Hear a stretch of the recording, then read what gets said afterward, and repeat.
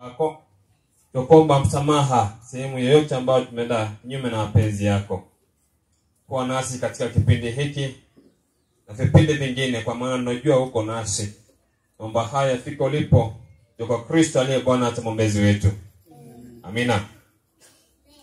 Kwa hivyo katika yote tunafaa kumshukuru Mungu kwa sababu ametuwezeshea hadi tumefika siku hii ambayo ni siku ya kwanza ya juma.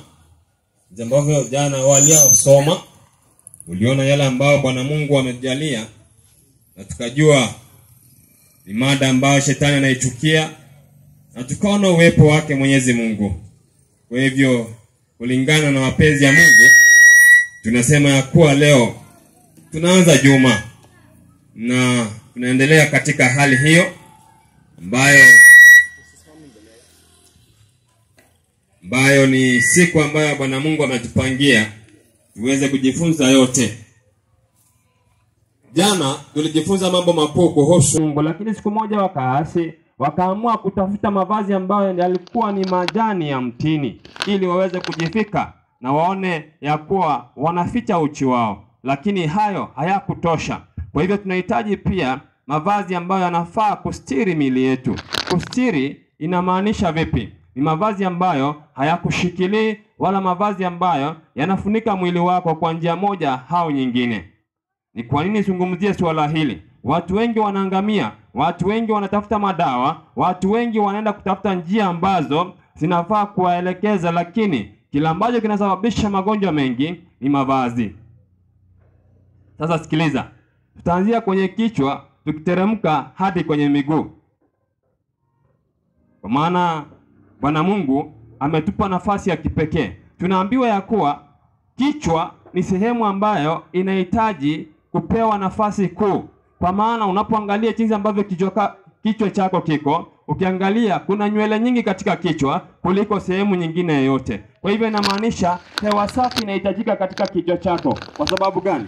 Ya ubongo na vitu vingine. Kwa sababu kichwa ndipo kimebeba sehemu kubwa, ama niseme ni kama ni engine ya kudrive system ama kudrive mwili wako. Sasa unapoangalia kwa undani zaidi, unaona ya kuwa kuna vitu ambavyo vinafaa kuangaliwa katika vichwa vyetu. Unapoangalia sehemu ya mbele inaitwa katika kimombo tuseme ni frontal lobe, ama sehemu ambayo inafanya mtu kufanya uamuzi. Sasa unapoangalia tunahitaji kitu kinaitwa oxygen ambayo ni nzuri, na pia ama ni hewa safi. Na unapoangalia kwa undani zaidi, tunahitaji kuwa na sehemu ambayo haina uchafu wowote. Lakini uchafu ambao unaletwa sana katika sehemu hii ya kichwa, inamaanisha watu wengi wamefanya kichwa kuwa na shida. Hata ndipo maana kufanya maamuzi inakuwa ni kazi ngumu. Ni kwa nini niseme haya? Timotheo pia anaonyesha watu wa Mungu jinsi ambavyo tunafaa kuishi. Unapata mtu ako na kichwa, ndipo ndivyo tunaambiwa ya kuwa, tukaangalia kule nyuma tukasema mtu unafaa kuoga na kupaka mafuta ama kujipaka mafuta. Inamaanisha unafaa uoge kila wakati, na haswa sehemu ambayo unafaa uache hata sehemu zingine, lakini uhakikisha kuwa kichwa chako kinaoshwa kila wakati. Lakini kuna watu ambao kuosha vichwa inakuwa ni kazi ngumu sana, haswa wanawake na wanaume wengine. Unapata mtu anakaa na nywele na anachunga nywele yake sana, lakini shida kubwa ajui ya kuwa anajumiza mwili wake. Kichwa kinahitaji hewa safi, lakini tunaleta ile ambayo inaitwa si nywele, tunawekelea kwenye nywele. Na hii ambayo si nywele kuwekelea katika nywele, unapata wengi wanatumia mafuta ama kemikali tofauti tofauti. Na kemikali hizi tofauti tofauti zinaleta shida hata kwenye vichwa vyao. Na unapata ya kuwa hata unapata mtu baadaye nywele zinaanza kukatika, anaanza kuwa na shida. Unapata watu hawa kazi yao ni kugonga tu kichwa kila wakati. Na unapata wanaume wengine tunaambiwa hivi katika Biblia, inatuambia si hata mazingira ya kuonyesha ya kuwa mwanaume, wewe mwanaume kufuga nywele refu ni nini? Ni aibu. Lakini inafaa ya kuwa uhakikisha kuwa kichwa chako kinaoshwa kila wakati. Kwa nini? Kupata hewa safi. Unapata mtu amekaa miezi miwili au zaidi ya majuma matatu bila ya kuosha kichwa. Mvua ikinyesha, anasema ni heri hata ninyeshewe mwili wote, lakini ifanye nini? Ifunike kichwa. Kwa hivyo tunasema ya kuwa watu wengi hasa wanawake wanalia kuhusu kuumwa na vichwa. Kwa sababu gani? Kwanza ni kusuka au kutumia mafuta ambayo ni ghali, na mafuta hayo hayafai katika ngozi, lakini unapata wanatumia sana katika kupaka zile nywele zao, na unapata kuna shida kubwa katika mwili. Watu wengi wanapata shida kubwa kutokana na kemikali kali ambazo wanatumia sana. Kwa mfano, kuna mafuta ambayo yanatumika, unaambiwa ni ya nywele tu hayo. Ufai kuguza nini? Yafai kuguza ngozi. Lakini unapata mara nyingi yanaingia, unaangalia nywele zako, nywele ziko na tushimo ama shimo ndogo ambazo hazionekani. Hata ngozi yako iko na shimo au sehemu ambayo inapumulia kwa njia moja au nyingine. Kwa maana ukiangalia katika mtu ukifanya kazi sana, utapata unatoa jasho. Na jasho hili aswa wanaume wanatoa jasho kwenye kichwa na hata wanawake. Kwa hivyo inamaanisha ya kuwa katika kichwa chako kuna shimo ndogo ambazo ziko katika sehemu hiyo, ili ziingishe nini? Ziingishe hewa safi. Lakini unapata wengi tunagairi. Sasa tuangalie. Tumetoka haya, usije kazama ya kuwa naingilia sana katika nywele. Nimesema nazi ya kichwa nikiteremka. Tuingie katika mavazi ambayo yanapatikana mengine katika miili ambayo tuseme kwa wanaume inaitwa ni necktie. Vazi ambalo linaitwa necktie. Vazi hili linafaa kuvaliwa kwa njia moja au nyingine ambayo ni nzuri, ambayo haiwezi kafinya shingo lako. Hakikisha ya kuwa unapovalia necktie yako kidole kinaingia ndani. Kwa maana wanaume wamebarikiwa na tunda fulani hapa, wanaita ni Adam's apple. Tunda hili unapokuwa ukila linafanya nini? Linapanda juu, linateremka chini. Linapanda juu na kuteremka chini. Na pia unapokuwa ukivalia tai ambayo imekufunga sana, inahakikisha kuwa mishipa yako imefungwa sana. Na hivyo basi italeta shida. Napata hewa safi haingii sana ama haingii vizuri kwenye kichwa. Napata unaumwa sehemu ya juu ama unaumwa kichwa kwa sababu ya nini? Mavazi. Tunateremka nguo ambazo ni za ndani. Kwa mfano, kuna nguo tunaitwa ni innerwear. Innerwear inaweza kuwa ni vest, inaweza kuwa ni socks kwa sababu iko ndani. Kwa hivyo hizi nguo zinastahili kuwa ni nguo ambazo ni nzuri, ambazo hasikufinyi.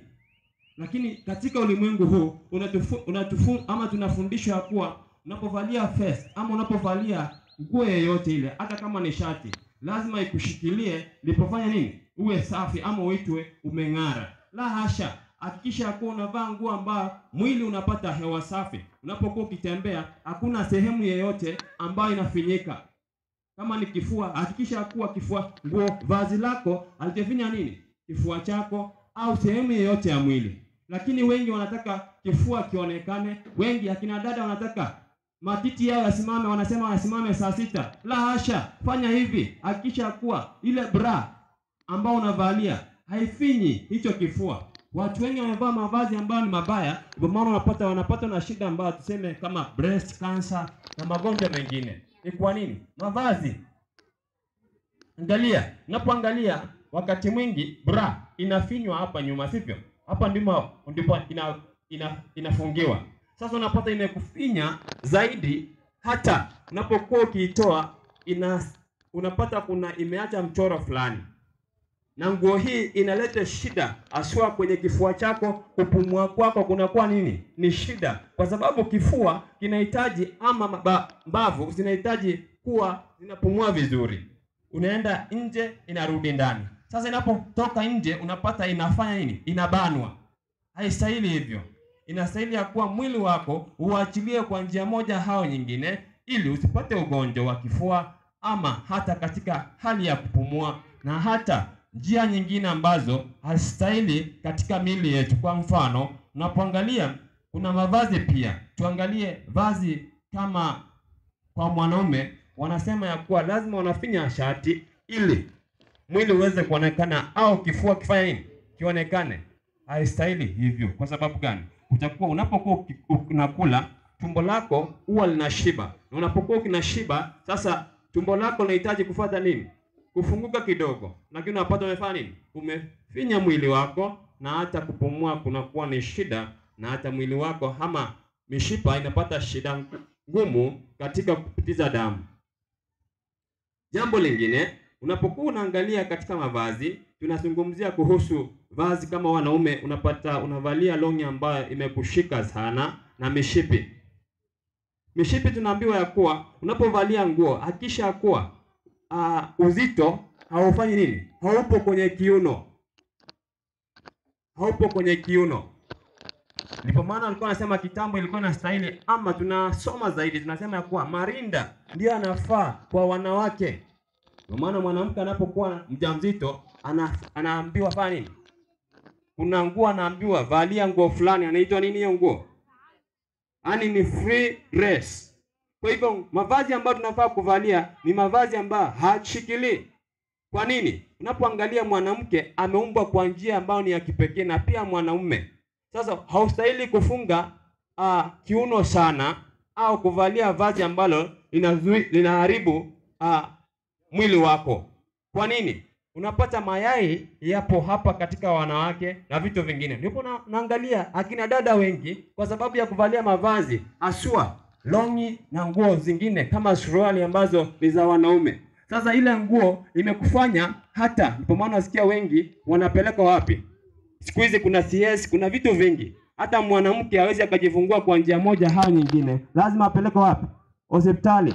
Na unasikia kuna vitu ambavyo wanapokuwa wanapata kitu tunaita hedhi, ama siku zao zikifika wanakuwa sana, wanakuwa na uchungu ambao si wa kawaida. Ni kwa sababu ya mavazi na vyakula ambavyo tunakula.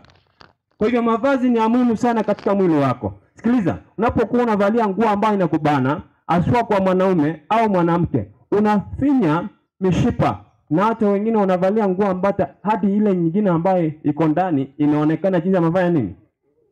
Ipo. Kwa hivyo haistahili hivyo. Kwa nini? Inakuletea shida katika mwili wako. Hebu tuangalie. Unapokuwa unavalia longi, kwa mfano, wanaume wanavalia longi ambayo imekuvinya sana, imekuvinya hata kutembea inakuwa ni shida. Jua unaua uzazi. Jua unaua uzazi. Kwa maana siku hizi unapata mwanaume ameoa tu, baada ya kuoa miezi miwili anaenda hospitalini, anaambiwa low libido, ama nguvu za uzazi zimepungua kwa njia moja au nyingine. Ni kwa nini? Tunaambiwa mwanaume uliyeumbwa kwa njia ambayo ni ya kipekee. Ndio maana mwanaume hakuumbwa kama jogoo. Unajua jogoo, nani amejaribu kupata nafasi ya kumchinja jogoo? Jogoo jina lenyewe wanamuita jimbi. Yaani ukiangalia uume wake wa huyu kuku uko ndani ya mwili, ndege yoyote yule. Lakini ukiangalia wanyama wengine uume uko nje. Yaani kuna nafasi ambayo iko katika mwili wako ili sehemu hiyo iweze kupumua. Wakati wa jua, wanaume mnajua inafanya nini? Kuna jinsi ambavyo inakuwa. Kwa hiyo unavalia number 1, number 2, number 3, sasa long inakuwa number 4. Sasa hata hiyo sehemu haipati hewa safi. Kwa maana ulikuwa unasikia wanaume wa kitambo anapokuwa kivalia tu anavaa kama wale Maasai wa huko kwetu. Anavalia tu kitambaa, unapata anafanya ile kazi vizuri sana. Kwa nini? Kwa sababu ya kuvalia mavazi ambayo hayambani. Kuvalia mavazi ambayo yako mazuri. Sikiliza. Tunaambiwa pia tumefika kwenye kiuno na kuteremka. Sasa unapoteremka ukifika chini, kuna kitu ambacho kinaleta pia shida katika miili yetu. Asua kinabadilisha pia mvumo wa damu kwenye mwili wako. Kwa nini? Viatu ambavyo vimeinuka sana. Sasa ukipata mtu anatembea njia fulani iko hivi, sasa hakikisha kuwa hauvalii viatu kama hivyo. Kwa nini? Viatu hivi vinaharibu mvumo wa damu katika mwili, na pia vinaweza leta shida ya uti wa mgongo au kijiti hiki ambacho kiko kwenye mgongo wako. Sasa unapokuwa ukitembea hivyo, weight inakuwa imekuwa suspended, lakini inafaa nguvu au uzito ama uzani unafaa uwe kwa njia moja au nyingine, ambao umebeba mwili, haufai ulemewe ama ulemee sehemu nyingine ya mwili. Kwa hivyo unapokuwa ukivalia mavazi yako, hakisha kuwa unavalia vazi ambalo ni zuri, ambalo ni vazi ambalo linaweza likaleta shida katika mwili wako. Kwa mfano, wale ambao wanavalia viatu ambavyo viko na vimeinuka sana, vinaharibu mishipa yako na pia vinaweza vikaharibu miguu yako kwa njia moja au nyingine. Hadi siku moja unaweza ukapata ugonjwa. Mavazi pia ni aina nyingi. Tunaambiwa kuna watu ambao wanapenda kuvalia mavazi mengi, na pia vazi lingine naweza sema ni katika kitengo hicho cha mavazi ni wale ambao wanajipodoa zaidi. Unavalia na pia wanalete rangi zingine katika mwili, zinaingia katika uso wao, zinaingia katika vidole vyao. Kwa hivyo katika kucha haistahili upake rangi yoyote ile, kwa sababu rangi hizi zimetengenezwa kwa kemikali kali, na kemikali hizo zinakuwa ni shida katika mwili mmoja. Dada mmoja kule kwetu alikuwa ametumia kemikali hizo na hakuwa anajua ya kuwa alikuwa amejikata mguu kwenye karibu na kucha.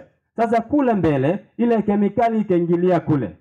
Sasa ikaanza kuingia polepole, akaja akakatwa hapa chini, akateremka, wakapanda zaidi, na baadaye saa hii ninapozungumza hayupo. Ni kwa sababu gani? Kutaka kuonekana. Haifai uweze kuvalia mavazi ili uonekane.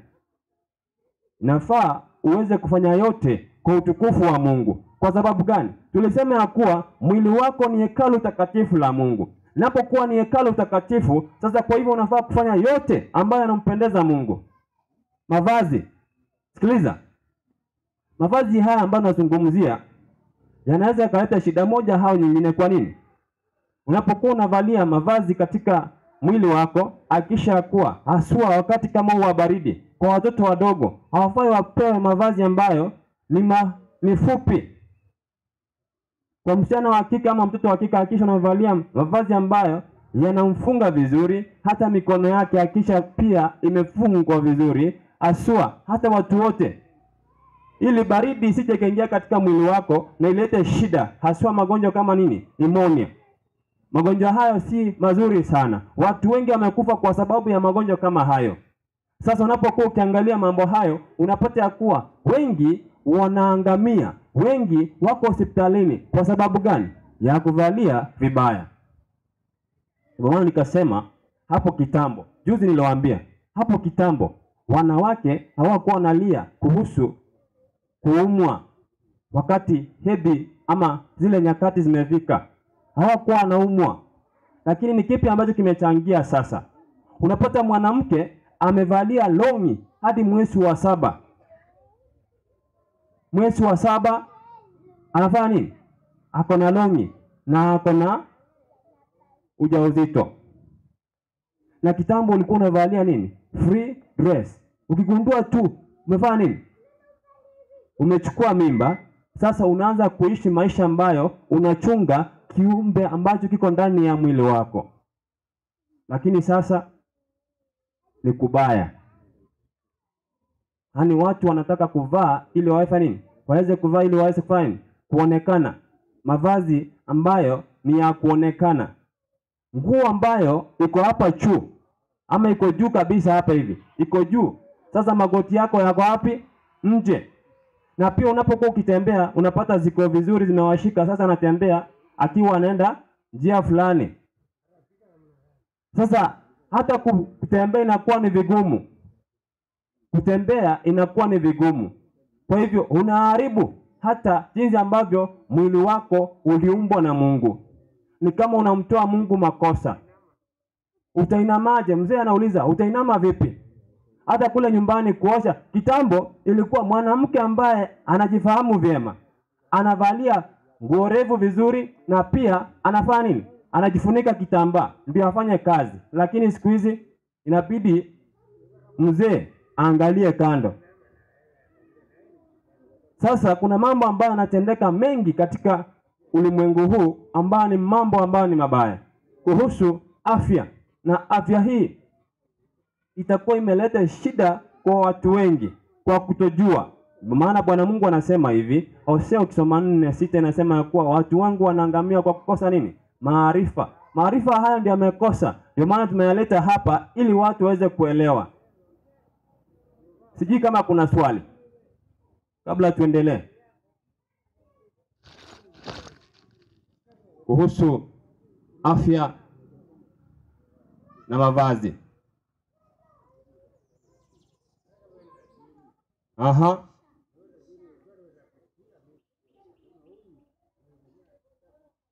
Tuendelee.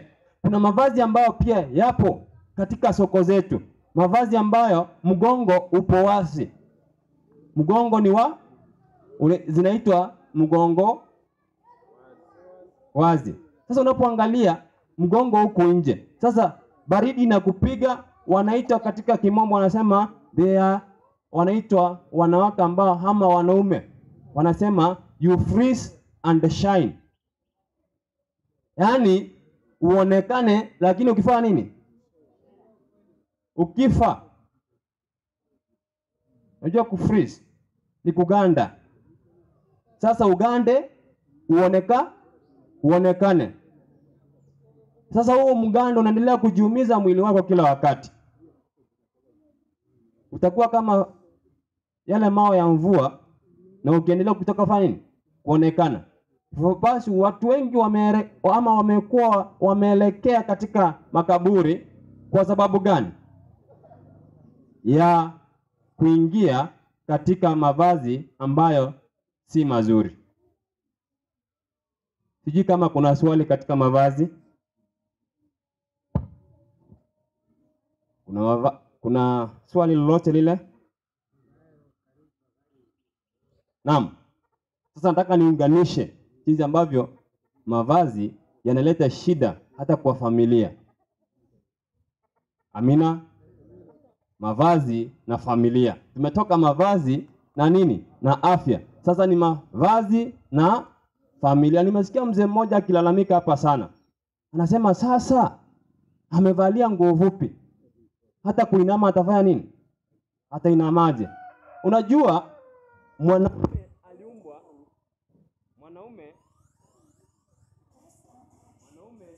aliumbwa kwa kuona. Kazi yake ni kufanya nini? Kutazama. Na mwanamke akaumbwa kusikia. Haya nimekuwa nikisema hapa.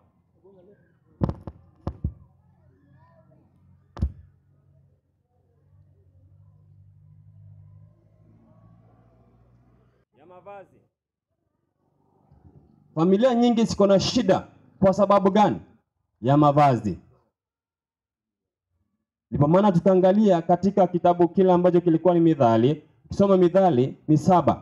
Ukianzia 10 itakwambia kuhusu mwanamke mmoja ambaye alikuwa ni mwanamke wa mtu lakini amevalia vazi la nini? Kikahaba. Kwa hivyo kuna mavazi ambayo yanaweza yakaitwa mavazi ya kikahaba na kuna mavazi ambayo ukivalia ni mavazi ambayo yafanya nini? Yanakustiri mwili wako vyema. Mwanamke huyu si eti hakuwa na mume wake. Ni mwanamke ambaye alikuwa na kila kitu, lakini vazi ambalo alikuwa amevalia lilikuwa ni vazi la kikahaba. Familia nyingi zimeanguka kwa sababu gani? Ya mavazi. Hebu angalia. Unajua nimewaambia mwanaume aliumbwa kwa kuona. Kuangalia mwanaume mmoja ambaye amekuwa akisimama katika nyumba yake katika orofa seme ilikuwa ni ya pili au ya 3. Napo akiangalia chini hivi anakutana na macho yake na kutana mwanamke ambaye ako uchi. Mwanaume huyu alitumia nafasi hiyo kufanya nini? Maovu. Lakini inafaa ufanye nini? Wewe ambao uko katika familia unafaa ufunze vipi watoto wako? Unaangalia siku moja pia kuna mzee ambaye alilaani mtoto wake katika Biblia. Soma Mwanzo, ataangalia maneno haya kuhusu jinsi ambavyo Mzee Nuhu alipokuwa akiwa uchi katika nyumba yake ama katika hema lake, mwana wake anapata laana. Kwa sababu gani? Huyu mzee alikuwa nini? Uchi. Kwa hivyo wanaume au wanawake tunafaa kuangalia familia zetu ili tusije tukaleta nini? Laana. Ni kwa nini? Inafaa uweze kumfunza mtoto wako vyema. Mtoto akianza kuelewa, asua watoto wadogo, wasichana wa kike ama watoto wa kike na watoto wa kiume, wanavaa kianza kuelewa, akijua ya kuwa kuna vazi ambalo ni la nini? La mwanaume, na kuna vazi la nini? Mwanamke. Lakini kwa sababu watu hawataki kuchukua wakati wao kufunza watoto wao, kumeleta shida katika familia. Ndio maana nasikia ya kuwa kuna rape cases katika nini? Jamii. Ni kwa sababu gani? Kumekuwa na mmonyoko wa maadili. Unapata mtoto wa kike na baba yake, niliwaambia juzi, wamevalia longi wote, na wa kiume baada wiko kule. Sasa unashinda kuuliza, ni nani ambaye ni wa kiume na wa kike ni yupi? Mara nyingi unapata mtoto anamuuliza, ni aje bwana? Nakwambia mimi si msichana. Ama mwingine anakuambia mimi si mwanaume. Kwa nini? Vazi linaweza likatofautisha kati ya mwanamume na mwanamke. Ndipo maana tunaambiwa pia katika Biblia, katika kitabu ambacho ni cha Danieli, ukisoma 3:21 itakwambia kuwa pia wale vijana walijulikana kwa mavazi yao. Wale vijana ambao walikuwa watatu, walipokuwa wakiingia mule, walionekana katika mavazi yao. Tunaambiwa walikuwa wamevalia suruali. Suruali ni ya nani? Tukajua walikuwa ni wanaume. Kwa hivyo wafulana wale mavazi yao yalikuwa yapi? Kwa maana Biblia pia inatuambia, unapoangalia kule ndani zaidi, unaona ya kuwa katika kitabu ambacho ni cha Kumbukumbu, soma 22, usome 5, itakwambia pia kuna mavazi ambayo hastahili kuvaliwa na watu wengine.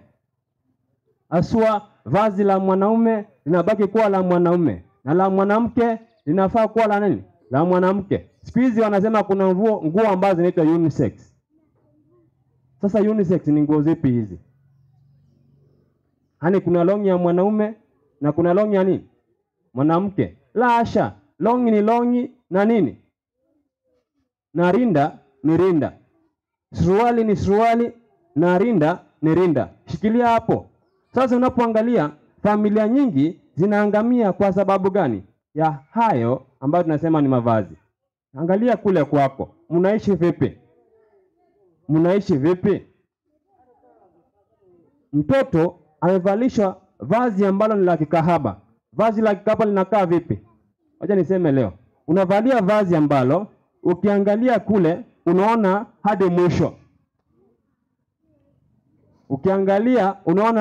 mwisho. Sasa siku moja mzee mmoja alikuwa kule nyumbani, wanakula nje pale nyumbani chini ya mti na mke wake, na mgeni akatembea. Sasa kumbe kijana pia ama mtoto wao wa kiume ameoa, na amepokuwa ameoa, mke wake sasa ni anashughulika kuleta nini? Chakula pale. Sasa amemaliza kuleta chakula na anainama hapo nje kufanya nini? Kufagia. Kuna nguo zimekuja, mwanamke akinama hivi inateremka mbele, nyuma inafanya nini? Inafungua. Sasa unashangaa ni nini hiki ambayo kinatendeka? Najua kuna watu ambao unasikia baba mkwe amelala na mtoto wa nani? Wa mtoto wake ama wa kijana wake ambaye ni mfulana. Ni kipi ambacho kinachangia? Ni jinsi ambavyo watu wanavalia mavazi. Anaangalia anasema na kumbe huyu amekuwa na kumbe huyu ako sawa kuliko huyu. Ni kwa nini? Mavazi. Tunaambiwa hivi, mwanamke akiwa anavalia nguo ambazo zinamstiri, huyo ni mwanamke ambaye ni kitu chema. Lakini ukipata mwanamke ambaye anavalia nguo ambazo zinaonyesha uchi wake, huyo torokea mbali. Tunaelewana? Lakini aswa kwa vijana wala ambao bado hawajapata mtu. Kuna mwanamke ukimwona anataka kujionyesha mwili wake, anataka ajionyeshe kila sehemu. Imeleta shida mbaya. Nasikia mzee anasema hata ni mama mzee amevalia nguo ambazo zinafanya nini? Zinambana. Sasa unafurahisha nani? Ndio maana nasikia kuna mipango mingi ya nini? Ya kando. Kwa sababu gani? Nikamwambia mwanaume aliumbwa kuona. Na wanaume kama hajamjua Mungu, inakuwa ni vigumu sana kumzuia katika mambo hayo. Atakuwa anaangalia anasema huyu kiuno chake ni kizuri kuliko nani? Cha mke wangu. Ni kwa nini? Haya ni mavazi. Lakini ukipata kama utakuwa unajiweka vizuri, unajistiri vizuri, itakuwa ni vema. Utakuwa unachunga mume wako, unachunga watoto wako, na unachunga nani? Wote, familia zima.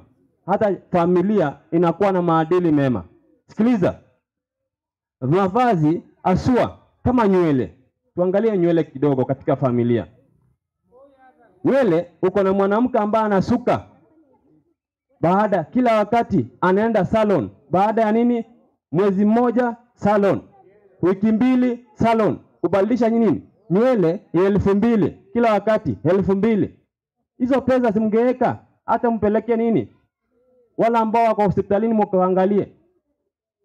Simngeweka hizo pesa hata hapa nyumbani watu wakule wakiwa sawa.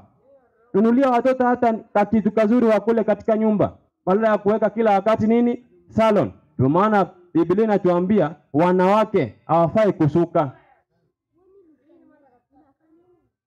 Sikiliza, Timotheo anasema haya maneno.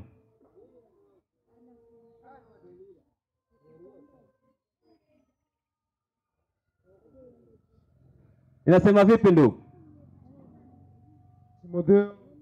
Timotheo ni wa kwanza 2:9 ya soma. Nasoma hivi. Soma.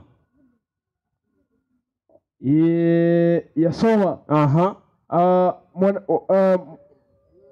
9 ya soma, vivyo hivyo wanawake na wajipambe kwa mavazi ya kujisitiri. Hani kujisitiri inamaanisha ni mavazi ambayo hayaonyeshi uji wao.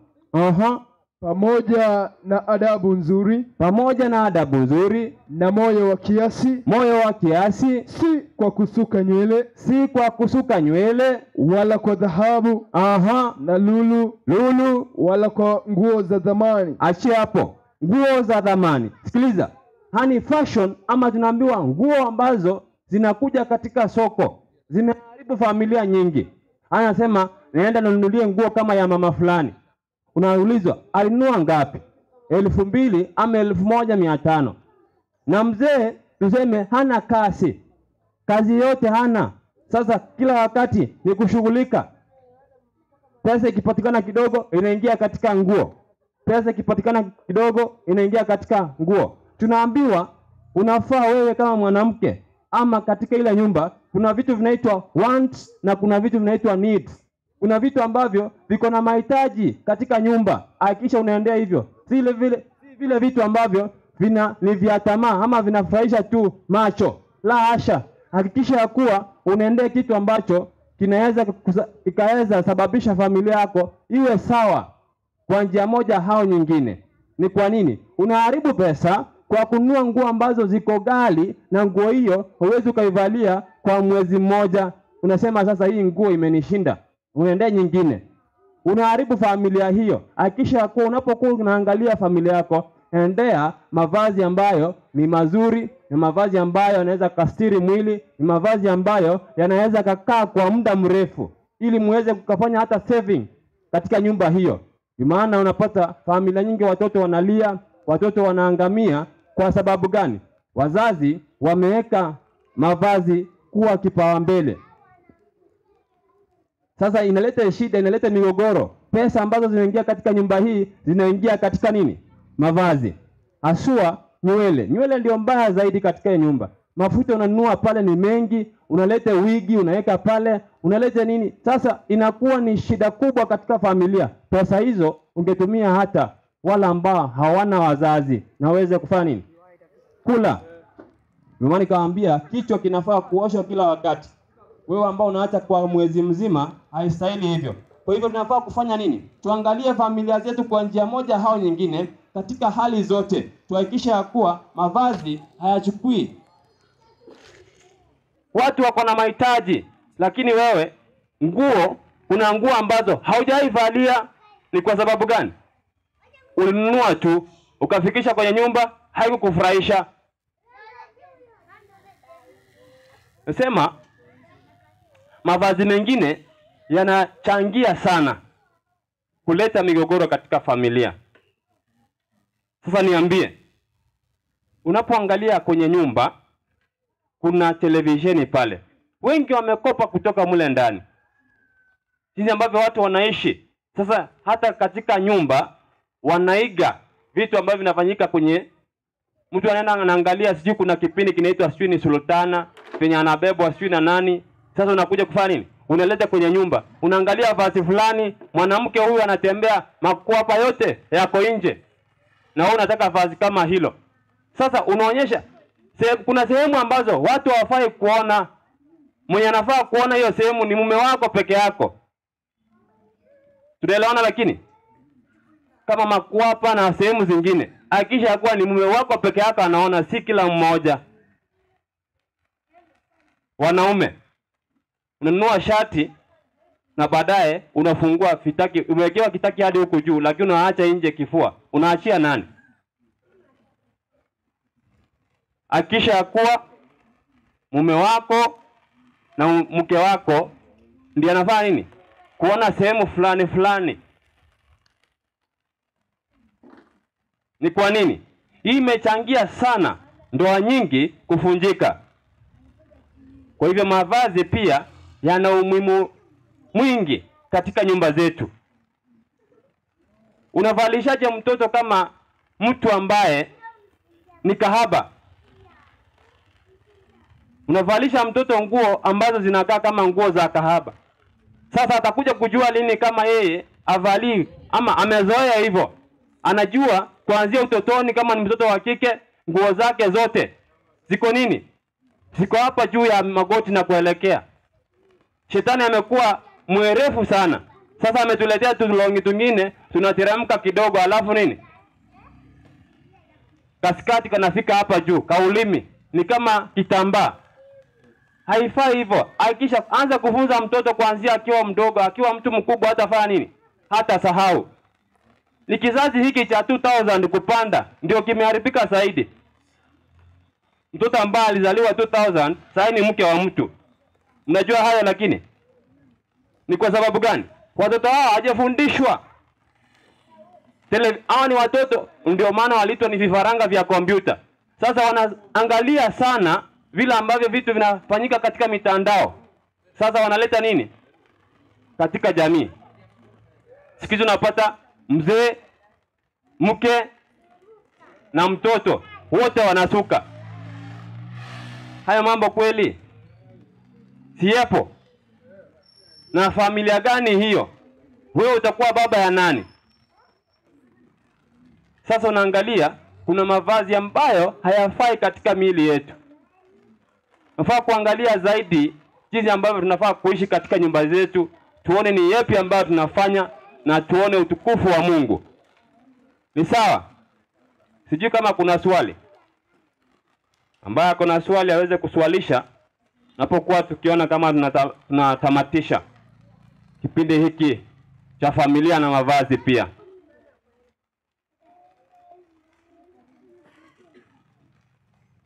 Nasikia nimesema katika afya jinsi ambavyo mavazi yamechangia sana hata wanaume kuwa na shida.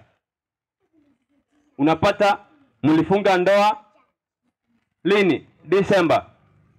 Mmefunga ndoa Disemba, Januari migogoro imeanza katika nyumba. Hani mkilala mnapeana migongo hadi asubuhi. Hajiwezi kwa sababu gani? Mavazi ambayo alikuwa anavalia. Nikamwambia acha, kama ni mtoto mdogo wa kiume muache. Hata kuna vitu ambavyo mtoto akiwa nile wengi wako kwenye town, lakini mtoto akiwa kule kijijini, mtoto akiwa kwako, hakikisha hata hizi pamba mnavalisha watoto msiwafalishe sana. Acha hiyo sehemu ikue. Unaona? Lakini watoto wa kitambo walikuwa sawa, anaachwa tu. Ndugu, mlikuaje? Hata hatukuwa tunajua hizi vitu. Unaachwa tu, unatembea soko ukiwa hivyo. inakusaidia hiyo. Pigwa baridi vizuri, alafu mtu anakuwa. Kwa hivyo kuna vitu ambavyo vimekuja, vimeletwa katika hali ama tunapokuwa tukiishi, na wanasema ni digital, lakini vinaumiza familia na hata nyumba zetu. Sasa hakikisha kuwa kule nyumbani watoto wanaachwa vizuri, hakikisha wakati wa baridi wanavishwa vizuri na mavazi ambayo yanawasaidia zaidi, ili waweze kukua kwa njia moja au nyingine na ilete utukufu. Kwa sababu gani? Jinsi ambavyo wamevaa nini? Wamevalia. Tumeharibu nyumba nyingi, ndio maana nimechangia hata watoto wa wenyewe kufanya kitu kinaitwa, mnajua katika lugha ya kisasa wanaita kunyonga. Sasa imeleta shida. Sasa unapata mtoto wa wenyewe amekuwa katika hali ngumu, hata kutoka kule ni nini? Umeharibu. Mtoto huyu sasa anapelekwa hospitalini ashughulikiwe. Kwa sababu gani? Na pesa nyingi zinatumika katika familia kwa njia moja au nyingine. Kwa hivyo mavazi ni ya muhimu sana katika familia zetu na katika afya katika jamii. Swali kwa darasa ama kwa mwalimu. Kuna swali? Kuna swali? Kule chini kuna swali? Kama hakuna swali, nataka niombe. Simame tuombe.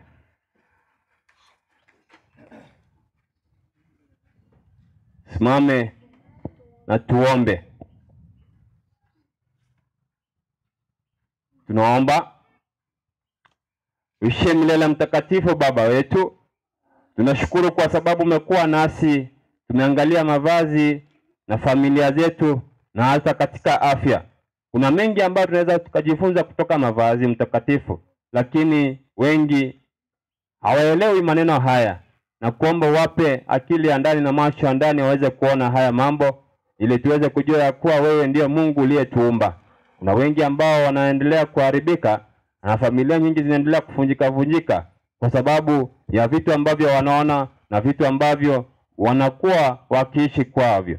Tunaambiwa kuwa ukishikilia kitu sana, kitu hicho kinaweza kukubadilisha mtakatifu. Tunakuomba wote ambao wamekita mizizi katika kwa kuona vitu ambavyo havifurahishi, mavazi ambayo hayafai, mtakatifu na kuomba uweze kuongoza, uweze kuwarudisha katika zizi, na uweze kujua ya kuwa kuna vazi ambalo unavalia ama vazi ambalo linafaa katika nyumba, na pia kuna vazi ambalo halifai kutoka nje.